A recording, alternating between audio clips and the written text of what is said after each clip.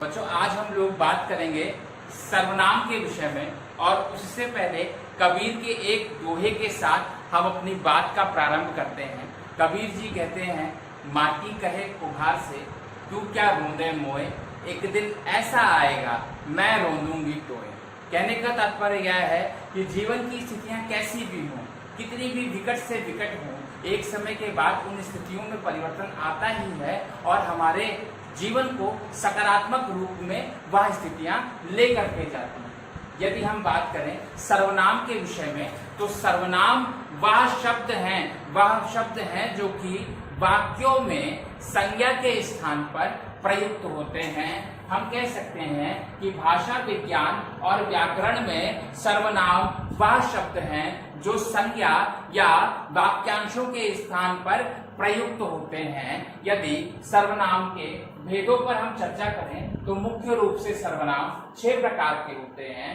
पुरुषवाचक सर्वनाम, निश्चयवाचक सर्वनाम, अनिश्चयवाचक सर्वनाम, संबंधवाचक सर्वनाम, प्रश्नवाचक सर्वनाम और निजवाचक सर्वनाम।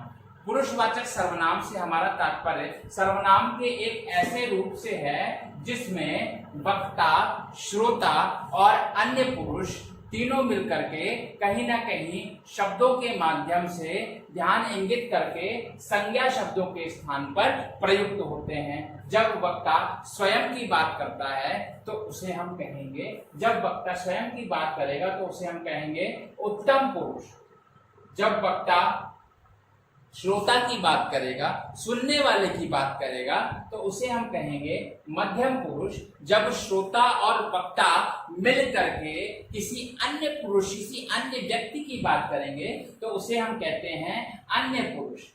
जैसे कि उत्तम पुरुष में आ जाएंगे मैं, मेरा, हम इत्यादि। वहीं हम अगर बात करें मध्यम पुरुष की तो तुम, तेरा, तुम इत्यादि शब्द आपके मध्यम पुरुष में आ जाएंगे।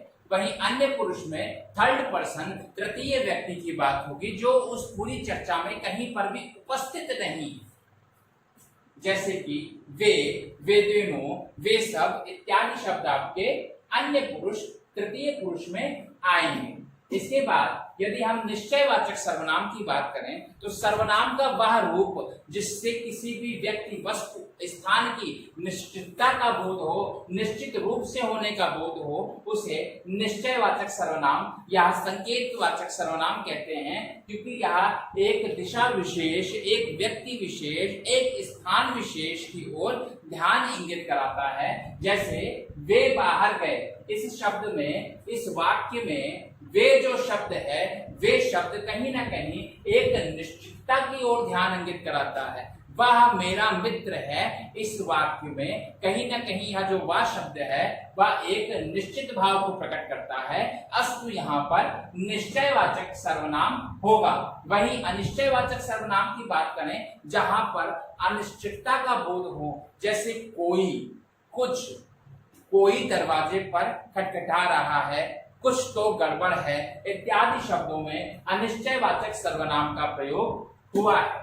वहीं जब दो चीजों के बीच, दो वस्तुओं के बीच, दो व्यक्तियों के बीच संबंध बताने के लिए शब्दों का प्रयोग होता है उसे हम संबंधवाचक सर्वनाम कहते हैं। जैसे उदाहरण स्वरूप, जो जैसा करेगा वैसा भरेगा, जैसी करनी वैसी भरनी। तो जो जैसा करेगा वैसा भरेगा, जो करेगा सो भरेगा। इस वाक्य में जो और सो आपस में एक प्रकार का संबंध व्यक्त कर रहे हैं। अस्तु यहाँ पर सो शब्द जो है वह संबंधवाचक सर्वनाम होगा। प्रश्नवाचक सर्वनाम जब किसी प्रकार के प्रश्न की बात हम करते हैं, क्या, कौन इत्यादि इत्यादि। जैसे कि हम पूछें तुम कौन हो या तुम्हें क्या चाहिए, तो इन शब्दों में, इन सार्वनामिक पदों में जो कौन शब्द है या जो क्या शब्द है इसे प्रश्नवाचक सर्वनाम कहेंगे। वहीं यदि हम प्रश्नवाचक सर्वनाम की इस प्रकार से बच्चों, हमने सर्वनाम के पुरुषवाचक, निश्चयवाचक, अनिश्चयवाचक, संबंधवाचक और प्रश्नवाचक सर्वनाम के बारे में पढ़ा।